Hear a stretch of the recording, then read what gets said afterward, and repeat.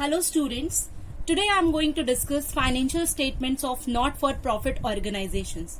In this lecture I am going to cover the basics related to not-for-profit organizations. So let's begin with the lecture. First of all, I want to tell you the meaning of not-for-profit organization. नाम से ही आप देख सकते हैं not for profit organisation. ये ऐसी organisations होती हैं जिनका मेन मोटिव प्रॉफिट अर्न करना नहीं होता है. These are the organisations whose main motive is not to earn the profits but to render the services to its members and to the public. इनका मेन मोटिव प्रॉफिट अर्न करना नहीं होता है. इनका मेन मोटिव सर्विसेज प्रोवाइड करना होता है अपने मेंबर्स को और जनरल पब्लिक को. अगर हम नॉट फॉर प्रॉफिट ऑर्गेनाइजेशंस की बात करें तो ये जो एनपीओज हैं, ये जो एनजीओज होती हैं, ये ट्रेडिंग अकाउंट, पीएनएल अकाउंट नहीं प्रिपेयर करती हैं, लेकिन उसके बाद भी इनको क्या करना होता है, कुछ फाइनल अकाउंट्स बनाने होते हैं. ये कुछ लीगल रिक्वायरमेंट है कि इनको भी फाइनेंशियल स्टेटमेंट्स अपने प्रिपेयर करने होते हैं. तो एनपीओ के केस में, एनजीओ के केस में हम बेसिकली 3 तरह के फाइनेंशियल स्टेटमेंट्स बनाते हैं. पहला आपका होगा receipts and payments account. Receipts and payment account. Second is your income and expenditure account. Income and expenditure account. And third is your balance sheet. These are the 3 financial statements which every NGO will be preparing. Okay? First is what? Receipt and payment account. पहला कौन सा account बनेगा? Receipt and payment account बनेगा. दूसरा कौन सा account बनेगा? Income and expenditure account बनेगा. और तीसरा क्या बनाएंगे? वो बैलेंस शीट बनाएंगे. ओके तो first of all we will discuss about receipt and payment account. ये होता क्या है receipt and payment account? Receipt and payment account की अगर हम बात करें, receipt and payment account, receipt and payment account is same as cash book. It is what? It is a summary of cash balances only. Okay, it is same as cash book. हमने class 11 में cash book बनाना सीखा था. आपको पता होगा कि nature of cash book क्या होता है. What is the nature of cash account? It is real in nature. So whenever we will prepare the receipt and payment account, we will follow the rule of real account only. I hope you all know about the rule of real account. What is the rule for real account? As we know, debit what comes in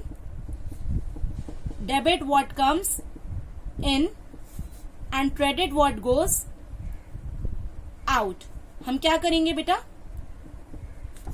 हम receipt and payment account को real account के according बनाएंगे.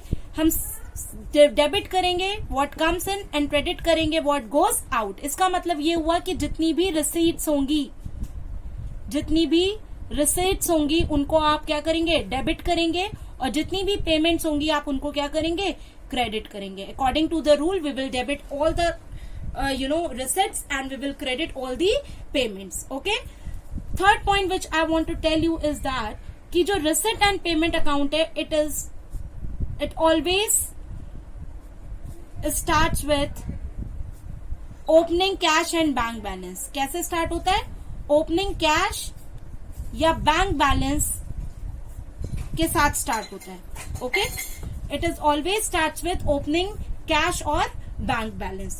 तो ये बात आपको याद रखनी है कि रिसिट एंड पेमेंट अकाउंट की जो स्टार्टिंग होती है, जो बिगनिंग होती है, वो हमेशा ओपनिंग कैश या बैंक बैलेंस से शुरू होगी. अगर इसकी शुरुआत ओपनिंग कैश या बैंक बैलेंस से हो रही है तो याद रखिएगा इसका जो क्लोजिंग बैलेंस होगा वो क्या रिफ्लेक्ट करेगा? क्लोजिंग कैश या क्लोजिंग बैंक बैलेंस रिफ्लेक्ट करेगा. और ये जो क्लोजिंग कैश और बैंक बैलेंस है, ये रिसिट एंड पेमेंट अकाउंट का बैलेंसिंग फिगर होता है. जो बैलेंसिंग फिगर लास्ट में बचेगा रिसिट एंड पेमेंट अकाउंट बनाने के बाद, वो या तो क्लोजिंग कैश बैलेंस होगा या क्लोजिंग बैंक बैलेंस होगा. Okay, next point which I want to tell you is that कि in receipt and payment account we record all the transactions, all the type of transactions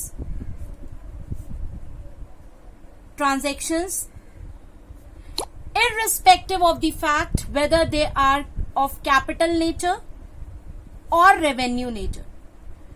चाहे वो capital nature का transaction हो चाहे वो revenue nature का transaction हो, हम हर टाइप के ट्रांजेक्शन्स को रिकॉर्ड यहां पर करेंगे. And one more thing which you have to remember is what, कि चाहे ट्रांजेक्शन आपका करंट ईयर का हो, चाहे आपका प्रीवियस ईयर का हो या नेक्स्ट ईयर का हो, वो किसी भी ईयर से रिलेटेड हो, हम उसको रिसिट एंड पेमेंट अकाउंट में रिकॉर्ड करेंगे. हम उसको रिकॉर्ड करेंगे कहां पर? रिसिट एंड पेमेंट अकाउंट में. चाहे वो करंट ईयर से रिलेटेड हो, प्रीवियस ईयर से रिलेटेड हो या नेक्स्ट ईयर से रिलेटेड हो, हम हर तरह के ट्रांजेक्शन्स को रिसिट एंड पेमेंट अकाउंट में रिकॉर्ड करेंगे. तो यहाँ पे आपको 2 पॉइंट्स ध्यान में रखने हैं. चाहे वो कैपिटल नेचर का ट्रांजेक्शन हो, चाहे रेवेन्यू नेचर का ट्रांजेक्शन हो, चाहे वो करंट ईयर का हो, प्रीवियस ईयर का हो या नेक्स्ट ईयर का ट्रांजेक्शन हो, सारे transactions will be recorded in receipt and payment account. Okay. Now next point which I want to tell you, that non-cash transactions will not be recorded here. Non-cash transactions like goodwill written off, like depreciation will not be recorded. Non-cash transactions will not be recorded here. Will not be recorded here. Right? So this is all about receipt and payment account. फटाफट एक बार revise करते हैं. Receipt and payment account में मैंने आपको क्या बताया? It is same as cash book. The rule which we will follow is of real account, that is debit what comes in and credit what goes out. Receipt and payment account is always starts with opening cash or bank balance, और इसका जो balancing figure बचता है वो या तो closing cash balance या closing bank balance होगा. रिसिट एंड पेमेंट अकाउंट में हम हर टाइप ऑफ ट्रांजेक्शन्स को रिकॉर्ड करते हैं, चाहे वो कैपिटल नेचर का हो या रेवेन्यू नेचर का हो या वो किसी भी ईयर को बिलोंग करता हो. और लास्ट है, non cash transactions will not be recorded in receipt and payment account. हम नॉन कैश ट्रांजेक्शन्स को रिकॉर्ड नहीं करेंगे यहां पर. राइट गाइस, अब मैं बात करूंगी इनकम एंड एक्सपेंडिचर अकाउंट की. इनकम एंड एक्सपेंडिचर अकाउंट की. अगर हम इनकम एंड एक्सपेंडिचर अकाउंट की बात करें तो first of all I want to tell you, it is same as P&L account. Class 11 में फाइनल अकाउंट में हमने प्रॉफिट एंड लॉस अकाउंट को समझा था. ये बिल्कुल प्रॉफिट एंड लॉस अकाउंट की तरह है. ठीक है, ये प्रॉफिट एंड लॉस अकाउंट की तरह है. इसमें क्या होगा, अगर हम नेचर की बात करें, if you talk about nature of this account, it is nominal in nature. हमें पता है 3 तरह के अकाउंट होते हैं, रियल, पर्सनल एंड नॉमिनल. अगर हम नॉमिनल के रूल की बात करें तो रूल हमारा कहता है डेबिट ऑल एक्सपेंसेस और losses and credit all incomes और गेन्स. ठीक, जितने भी खर्चे होंगे, जितने भी नुकसान होगा उसको हम डेबिट करेंगे, और जितनी भी इनकम होगी या कोई भी हमारा गेन होगा उसको हम क्या करेंगे? क्रेडिट करेंगे. तो जो इनकम एंड एक्सपेंडिचर का जो रूल है वो नॉमिनल नेचर का है. वहां पर अगर हम देखें तो हम डेबिट किसको करेंगे? जो भी एक्सपेंडिचर होगा उसको हम डेबिट करेंगे, और क्रेडिट किसको करेंगे? जो भी हमारी इनकम्स होंगी उनको हम क्या करेंगे? क्रेडिट करेंगे. ठीक है. उसके बाद मैं आपको दूसरी बात बताना ये चाहूंगी कि there will be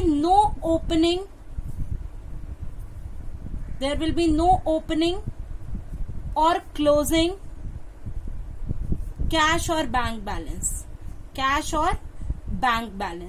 income and expenditure account में कोई भी स्टार्टिंग में ओपनिंग या क्लोजिंग कैश ना ओपनिंग बैलेंस होगा, ना ही कोई ओपनिंग कैश या बैंक बैलेंस होगा, और ना ही कोई क्लोजिंग कैश या बैंक बैलेंस होगा. अब नेचर ऑफ आइटम्स रिकॉर्डेड की अगर हम बात करें, नेचर ऑफ आइटम्स रिकॉर्डेड की, तो हम कौन से आइटम्स, कौन से टाइप के ट्रांजेक्शन्स को रिकॉर्ड करेंगे? प्लीज इस पॉइंट को बहुत ध्यान से याद रखिएगा. In income and expenditure account we will record only revenue nature transactions. कौन से transactions? Only revenue nature transactions will be recorded in income and expenditure account. कोई भी आपका कैपिटल नेचर का ट्रांजेक्शन होगा उसको आप इग्नोर कर देंगे, सिर्फ और सिर्फ रेवेन्यू नेचर के ट्रांजेक्शन्स को आप रिकॉर्ड करेंगे. रेवेन्यू नेचर के ट्रांजेक्शन्स कौन से ट्रांजेक्शन्स होते हैं? Which are related to day operations of the business. Okay, जो आपके डेली ऑपरेशन से रिलेटेड ट्रांजेक्शन्स होते हैं वो आपके क्या है? रेवेन्यू नेचर के ट्रांजेक्शन्स हैं. और in income and expenditure account we will record only revenue nature transaction. Okay. If you talk about adjustments, हम क्या करते थे? जब हम P&L अकाउंट बनाते थे तो हम यहाँ पर एडजस्टमेंट्स भी दिखाते थे. आपका एडजस्टमेंट आउटस्टैंडिंग सैलरी से रिलेटेड, कोई प्रीपेड एक्सपेंस से रिलेटेड अगर कोई एडजस्टमेंट है, या डेप्रिसिएशन से रिलेटेड एडजस्टमेंट है, तो in the same way in income and expenditure account, in income and expenditure account, we will show the adjustments. We will show the adjustments. हम यहाँ पर क्या करेंगे? एडजस्टमेंट्स को दिखाएंगे. हम क्या करेंगे? यहाँ पर एडजस्टमेंट्स को दिखाएंगे. ठीक. और दूसरी बात आपको क्या याद रखनी है? In income and expenditure we will record the transactions of current year only. Receipt and payment में मैंने क्या बताया था? चाहे ट्रांजेक्शन करंट ईयर से रिलेटेड हो, प्रीवियस ईयर से रिलेटेड हो या नेक्स्ट ईयर से रिलेटेड हो, हर टाइप के ट्रांजेक्शन को हम रिसिट एंड पेमेंट में रिकॉर्ड करते हैं. But in case of income and expenditure we will record the transactions related to current year only. जो करंट पीरियड में ट्रांजेक्शन अकर होगा, आप उसी ट्रांजेक्शन को सिर्फ और सिर्फ रिकॉर्ड करोगे. कहां पर? इनकम एंड एक्सपेंडिचर अकाउंट में. कहां पर? इनकम एंड एक्सपेंडिचर अकाउंट में. ओके. और अब बात क्या आती है? इसका पर्पस क्या है? What is the purpose for preparing this income and expenditure account? The purpose for preparing this income and expenditure account is to calculate the surplus earned during the year or deficit occurred. हमें surplus हुआ है या deficit हुआ है, इसको calculate करने के लिए ही हम इनकम एंड एक्सपेंडिचर अकाउंट बनाते हैं. सरप्लस कब होगा आपका बेटा? When income will be more than your expenses. आपकी क्या हुआ? आपकी इनकम आपके खर्चों से जब ज्यादा होगी तो वो सिचुएशन किसकी होगी? सरप्लस की होगी. किसकी होगी? सरप्लस की होगी. और डेफिसिट की सिचुएशन कब अराइज होगी? When expenses are more than your incomes.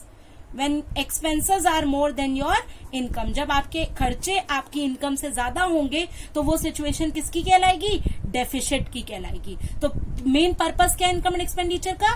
To calculate the surplus और डेफिसिट ड्यूरिंग द ईयर. तो फटाफट एक बार रिवाइज करते हैं income and expenditure account. Nature क्या है इनकम एंड एक्सपेंडिचर का? नॉमिनल. सारे खर्चों को आप क्या करोगे? डेबिट. सारी इनकम को क्रेडिट करोगे.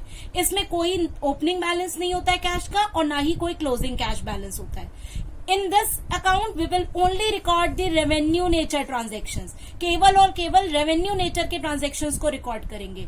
अगर हम एडजस्टमेंट्स की बात करें तो हम यहाँ पर क्या करेंगे? एडजस्टमेंट्स को भी रिकॉर्ड करेंगे. हम किसको रिकॉर्ड करेंगे? एडजस्टमेंट्स को भी रिकॉर्ड करेंगे. अगर हम एडजस्टमेंट्स की बात करें तो वो चाहे डेप्रीसिएशन से रिलेटेड हो या आउटस्टैंडिंग एक्सपेंसेस से रिलेटेड हो या प्रीपेड एक्सपेंसेस से रिलेटेड हो, हम हर तरह के एडजस्टमेंट को कहां शो करेंगे? इनकम एंड एक्सपेंडिचर अकाउंट में दिखाएंगे. और मैंने आपको क्या बताया? इनकम एंड एक्सपेंडिचर में we will record the transactions related to current year only. हम सिर्फ और सिर्फ करंट ईयर से रिलेटेड ट्रांजेक्शन्स को दिखाएंगे. और लास्ट इसका पर्पस क्या है इनकम एंड एक्सपेंडिचर बनाने का? या तो सरप्लस या डेफिसिट को कैलकुलेट करना. सरप्लस कब आएगा? जब आपकी इनकम एक्सपेंसेस से ज्यादा है. और डेफिसिट कब आएगा? जब आपके खर्चे इनकम से ज्यादा है. खर्चे आपके बढ़ गए, इनकम कम हो गई, तो वो सिचुएशन आपकी किसकी होगी? डेफिसिट की होगी. राइट.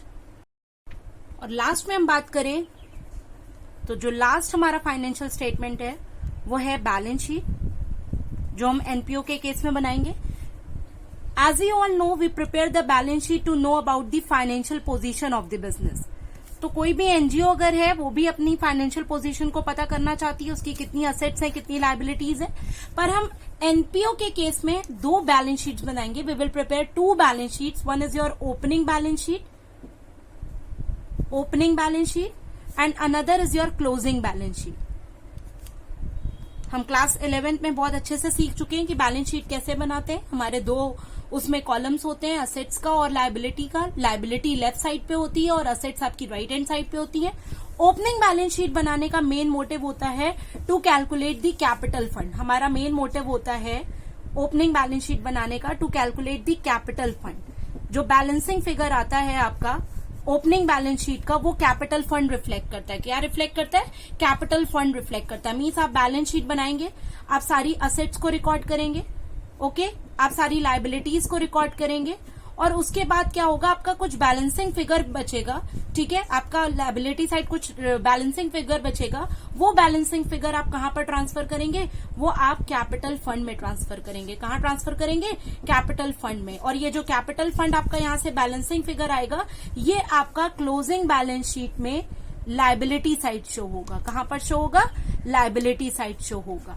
ओके ये जो कैपिटल फंड आप कैलकुलेट करेंगे ओपनिंग बैलेंस शीट से, वो आपका क्लोजिंग बैलेंस शीट की लायबिलिटी साइड शो होगा। और जो आपकी क्लोजिंग बैलेंस शीट है, वो जो नॉर्मल बैलेंस शीट हम बनाते हैं, सारी असेट्स को रिकॉर्ड करेंगे, सारी लायबिलिटीज को रिकॉर्ड करेंगे, और ये जो कैपिटल फंड है इसको भी लायबिलिटी साइड में शो करके हम दिखा देंगे, तो हमारी क्या बन जाएगी, क्लोजिंग बैलेंस शीट बन जाएगी। और मेन मोटिव क्या है बैलेंस शीट बनाने का, to know the financial position of the business. ठीक है, तो ये हमारे हो गए बेसिक अकाउंट्स जो हम प्रिपेयर करेंगे, और इनको हम डिटेल में इलस्ट्रेशंस की हेल्प से, न्यूमेरिकल्स की हेल्प से समझेंगे। Thank you.